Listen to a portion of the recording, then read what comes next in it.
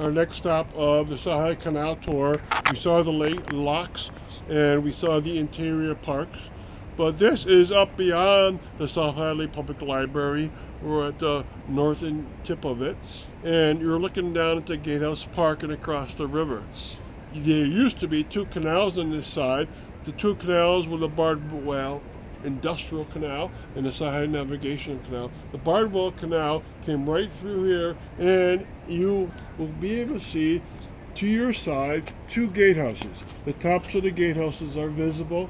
The bottoms were put in much later. The tops were probably put in 1848 when they made the wooden dam that spans the Connecticut River at this point.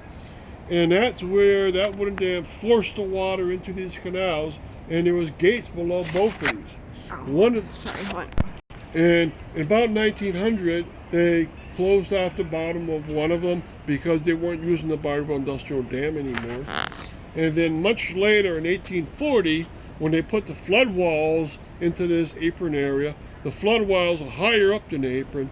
They also closed off the closure of the two gatehouses, and so both of those gatehouses are now closed off with modern bricks.